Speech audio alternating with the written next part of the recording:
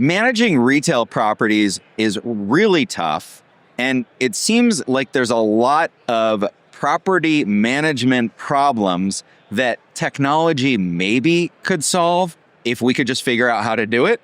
So today, we're going to dig into that technology around property management with our guest, David Fuller-Watts at Kinexio.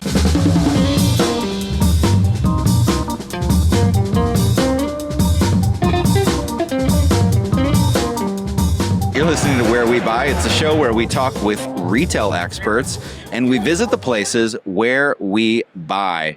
My name is James Cook. I research retail and real estate for JLL. We're recording live at the JLL booth at ICSC Las Vegas 2025. Welcome, David. Thank you for joining us. Hi, James. Thanks very much for having me. Okay, so Kinexio, Kinexio. That's right. You've got to have a creative name, especially when you're with a tech company that's also one that's not already being used by somebody else. I'm sure that was a journey. Or was that your figuring it out, coming up with a name? Well, we work with a number of agency partners, but ultimately the name has to be pretty individual, right? So you're at a cocktail party and you're like, yeah, I work at Kinexio. How do you explain that to somebody, what you do? So the name Kinexio really means a number of things, right? It's about a connected portfolio. It's the nexus, so the single source of truth for property management teams and shopping center teams to be able to get access to information that they need across their portfolio so that they can make smarter decisions, so that they can gather insight from the vast amounts of data that exist in that industry at the moment. Talk a little bit about your journey to Kinexio. What led you to where you're at today? We actually founded the business as a marketing agency, specifically focused in shopping centers. And we've been as a business now since 2000, so 25 years. We created a tenant communication platform back in 2012. And that was called Mall Communication. And we evolved the technology stack from that point. We're lucky enough now to work in 30 different countries across the world with some of the largest retail developers, landlords, property management companies. And we provide more than mall communication. We've evolved the platform into a full enterprise property management solution. And lots of our customers are using that to streamline operations, focus on how can they really reduce operating costs, how can they reduce risk, and how can they increase revenue and improve NOI. If it doesn't do one of those three things, our platform isn't really built for that. So we're really focused on all of those aspects from security and property management. How can we help keep people safe? How can we empower them to be more successful? And that's really been our journey to the rebrand of Kinexio. And we use a number of different technologies for that. We use our proprietary software solution that we built from scratch. We have around 100 people across the world who are really helping to make our customers more successful and help deliver what they really need.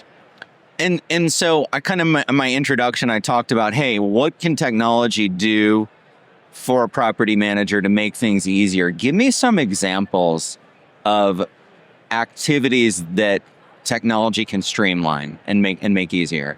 The way we think about this is property management teams are time poor, right? There's a lot, particularly in retail, there's such dynamic places. You've got tenants coming in, tenants going out, you've got people on site, you've got the added bonus of hopefully having lots of customers coming in and out, and you've got to keep it clean, you've got to keep it safe, you've got to make sure you don't get sued.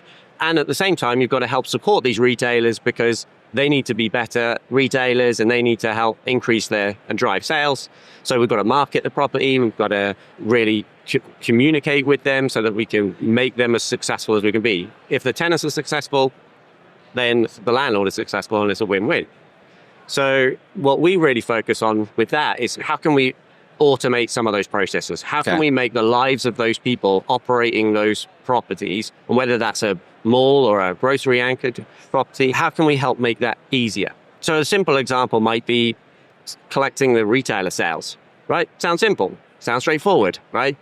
The turnover leases, the retailers have to give it to us. What's the problem? Well, of course, there's a massive problem. It comes in all different formats. It comes in different timescales. By the time you get the data, it's 3 months out of date. There's errors in it. So we have a solution that uses AI to help understand and learn how retailers send their sales data. So they can either input it through our web portal, they can send it by email, SMS, but we will learn how those retail brands want to send that sales data to the property, and then we'll collect it in a way which means it's easily accessible, so that when they're running their reports or importing it into their data systems or into their finance systems, that they can just do that automatically. Yeah. And it just saves hours and hours and hours of work through that process. So much work, so much, at least, when I've been involved with it, it's been like one person whose job is to maintain the Excel spreadsheet with all the sales in it. And yeah, you got certain people who aren't giving you the information. You got to call them and track them down. And that's great. Like, that's a great example of saving time, and it's just plain work. And there's not usually a separate team for that, right? There is sometimes, but usually there isn't. It's just down to the people who already have a job to do that as well, because it's kind of just one of those things that has to happen. We need to have the sales data so that we can invoice the rent. Yeah. So in order for that to happen, if we can save people time, if we can help reduce that friction between those two things, then people get actionable insight quicker, which helps them make decisions better. And then if we can help make decisions better and we can understand what's actually happening on the property, we can actually help some of the retailers that maybe aren't doing quite so well. Maybe some of the marketing activity that we're then running can be tailored more to that particular area of the property or those particular retail brands. Because it's not in anyone's interest to have poorly performing retailers. So for us, we want to make sure that we can provide, once we understand the information and we've collected the information, we've saved time doing that, we can actually spend more time helping the retailers be better at what they do. So we can help them take more advantage of the events and activities that are happening on the property. We can identify if they have certain staffing issues or training requirements they might need, or if they just have logistical issues with running their store in that property. So I wanted to kind of dive a little bit more into AI, how AI is going to impact technology around property management. You've already given me a great example. Are there other places where you feel like AI can really add value to the property manager? I think property management is probably going to have the biggest disruption with AI out of any area of real estate, right? That's our belief, is that there's a huge amount of possibility. And think about all of the traditionally paper-based documentation aspects of property management, right? Yep. And AI agents, they don't forget. And the technology's not there right now, but it's coming real fast. We're training our own models at the moment to help source just simple things like our knowledge base on our own product, right? Because a simple example is, we'll have people ask us questions like something simple, like, can I upload a video and to post it out to the tenants? And maybe the person who they're talking to just doesn't know the answer. Mm-hmm. So they'll go back and they'll say, okay, I'll ask someone, and they ask someone, and then 2 days later, they can maybe give the right answer and then say, oh yeah, look, here's a knowledge-based article on how you can actually do that. We've all had that happen in software companies, mm-hmm. right? Where they come back and they say, just click this video, watch this 30-minute video for the 2 seconds that I actually need it for. So we're trying to work through, okay, how can we make that faster? We can train our AI agents in everything about our product. Imagine how you could relate that to a property management environment, right? No single person can know every single lease, every single detail, every single piece of information, but AI doesn't forget. Yeah. So you can have that tool at your hand and your fingertips to be able to really drive that value creation in real time. Yeah. Yeah, that's a great example. Just nobody there's just so much knowledge that about a piece of software, especially a sophisticated and complicated one, and having like this omniscient tool to ask questions of at any time. I mean, are there other places where you don't think AI is going to play a role, where it really is all going to be just as it is right now? Real estate in general is a people-centric business. Yeah. It's about having people. Tenants are real. Customers are real. So there's anything that requires that human interaction, that personal touch, that aspect of the experience and knowledge of the property. We talk to a lot of our customers who have worked in the industry for years and years and years, and they know their properties really well. They know it better than a machine can know it, right? So anything like that, I think, it's not going to replace that experience. Yeah. Okay. I think I agree with you. Although I keep getting surprised by what technology can do, like really surprised. It's moving so fast, right? I know. It's crazy. Okay, so let's say I'm managing my property with a good platform, a good software platform. What kind of data should I expect around decision making? Like, what kind of data should like a property owner expect to get in order to make leasing decisions and things like that? I don't think it's acceptable now for retail property teams not to have access to really advanced insight around their data, around sales and book traffic, right? So there are plenty of tools on the market, and we really need to understand better how retailers are performing, what conversion rates look like. Would a retailer be better in a bigger space or a smaller space? Right? Are we leaving money on the table within our existing properties by, having the wrong fit for the wrong size with the wrong lease terms within our assets across our portfolio? And a lot of companies, of course, have very diverse portfolios. They don't have all the same type of property, so it becomes quite intrinsic and intricate to be able to really analyze that. And I know a lot of real estate teams have big data analyst teams and looking at lots of data, but getting data is not the problem. Getting something out of it that's meaningful, that you can actually action, is what really matters. And so we're really proud of the platform that we create, because, of course, as a property management software platform, we have the means and tools to be able to collect a lot of the data in the right format.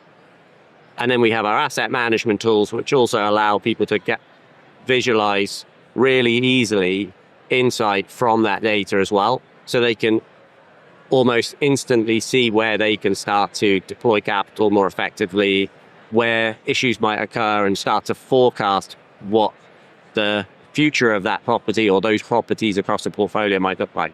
Well, let's talk about your industry for a second. So the broad term we use is Proptech, right? Which is property technology, pretty self-explanatory, but it's really technology that's serving, I think of it as the commercial real estate industry. Yeah. But does Proptech include residential? I guess it could, right? Yeah. Okay. For sure. What is that environment like right now? Have things changed recently? Does it feel like there's momentum? What are your thoughts? As the CEO of a Proptech business, we have, of course, lots of challenges like all businesses have, right? We have sales targets to hit and forecasts to meet, and we want to grow the business the same way every other business does. Yeah. Real estate has traditionally been quite slow at decision making, and that can hurt Proptech businesses in the beginning. And whilst you build out traction, and I think a lot of companies they underestimate that fact in the beginning. We've been doing this for a long time, so I think we've seen the changes in the times where things start to really pick up and momentum builds, and I think we're in one of those periods of time now.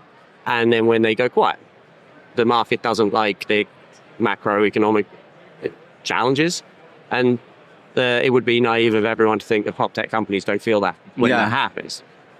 And the momentum is around new subscribers to your service. Is there also momentum and shifts around like venture capital? I don't know the situation with your company, whether that's a part of it or not, but does that seem to come in waves and then impact the industry?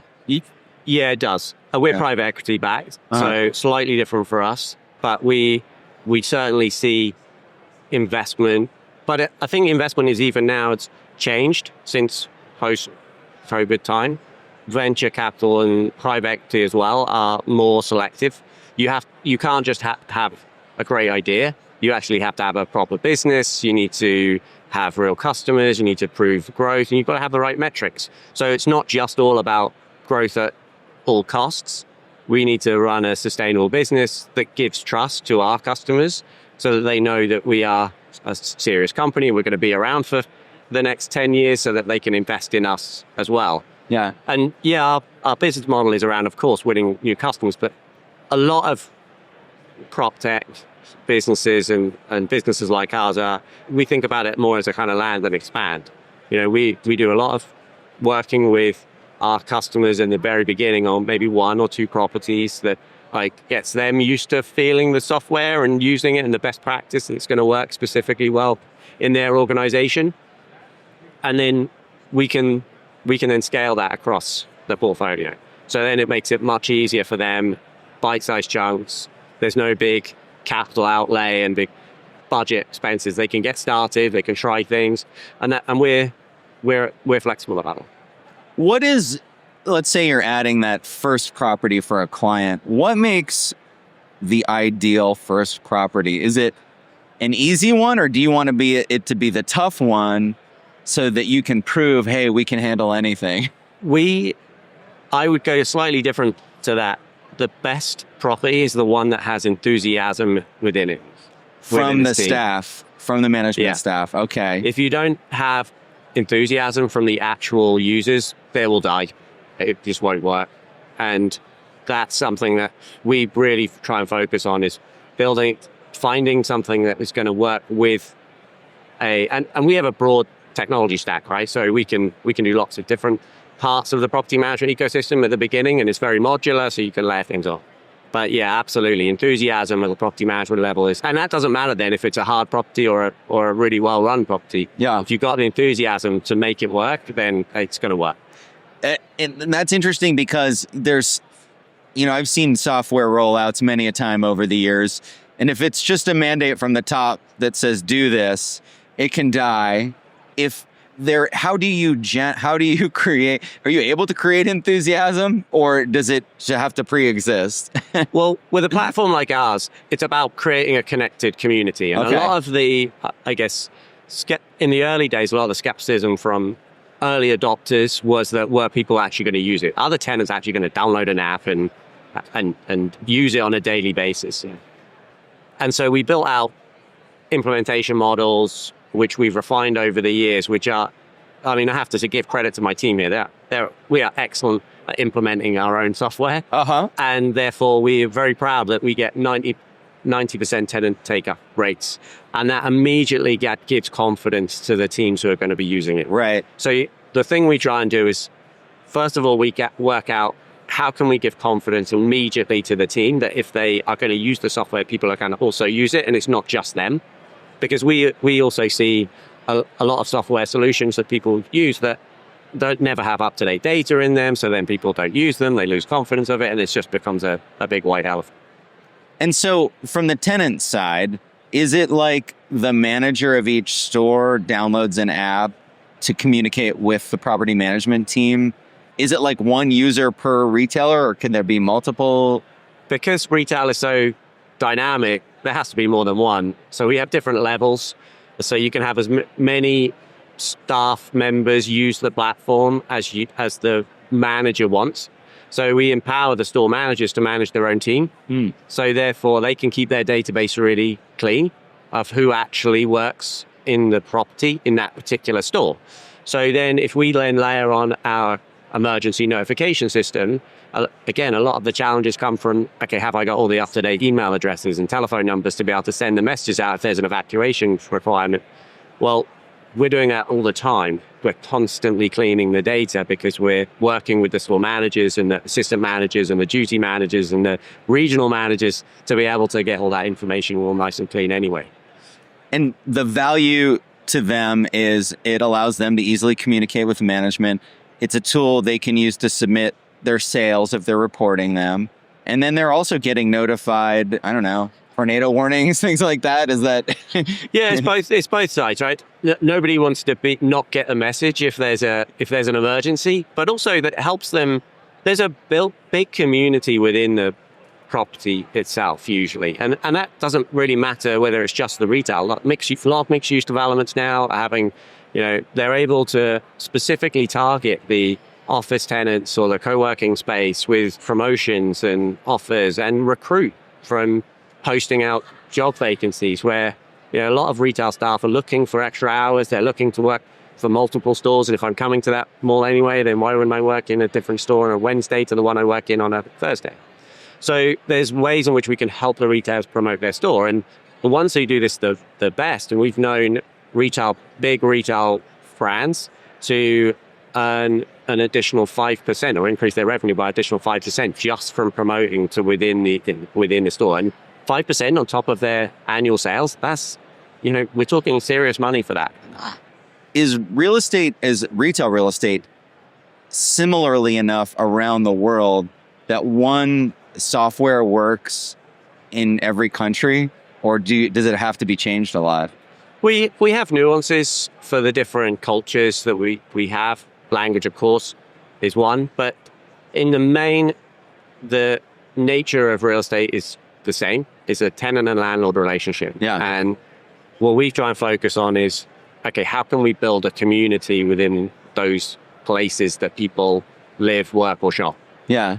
So another couple of properties that we work with are truly kind of mixed use. So Battersea Power Station in London. Oh, wow. So really cool destination in its own right. And Tyson's Corner in That's another good one. DC, right? So again, very much about, okay, how can we really link together a number of different types of tenant to create a really great ecosystem that everyone's trying to support each other and everyone's wanting everyone to be successful. If it's a mixed-use project and there's also residential, does every residence are they encouraged to download the app too? Yeah, sure. Yeah, okay. Because it allows the retailers to be able to promote their store directly to that target audience, awesome. which is right on site. Yeah, that's really cool. So, I like to ask an interesting personal question. So, David, you're based out of the UK. You're visiting the US. Is there anything fun that when you're visiting the US that you want to you do? I lived in the US for a little while. Okay. So I did move here, and I lived in Florida in St. Pete, and I absolutely loved it. And I love the outdoors and I love the beach. So I will certainly, I'm flying out of LAX. So before I head back to the UK, and I'll definitely be hitting the beach before I go. Oh, wow. That's great. Where do you live in England? So I live in the East Coast of England. So it's in a town in a county called Suffolk. Okay. Which is not far from Cambridge. Oh. So East Coast. So we have our office. We have an office there, and then we have an office in London, and then we have our office in Manhattan. Oh, that's cool. I was actually last summer, my wife and I spent 2 weeks in London, and we did a day trip up to Cambridge. Yeah. And saw the sights. That's a great town. It's so much fun. City, yeah. So, the history in that town, nothing in the U.S. has a history you guys have in Europe. It's crazy. All right. Well, I'm so glad you had a chance to join me and give me a little update on the world, not only of Proptech, but of property management technology platforms. David, thank you so much for joining me. Thanks, James. If you like this podcast, do me a favor, go into the app that you're listening to and give us a rating. Or even better, give us a little review, write just a sentence about what you like about the show. You can subscribe to Where We Buy on the iPhone podcast app, on Spotify, or wherever you get your podcasts, or you can always find us on the web at wherewebuy.show. We also post a ton of cool videos and interviews on LinkedIn and YouTube, video tours, interviews with folks that you won't hear on this audio podcast. You can check it out by going to the website everythingweknow.show. If you have a specific question about retail, shopping centers, or retail real estate, you can feel free to connect with me and send me a message on LinkedIn. You can find me by searching for James Cook, JLL. Our theme music is Run in the Night by the Good Lords under Creative Commons license.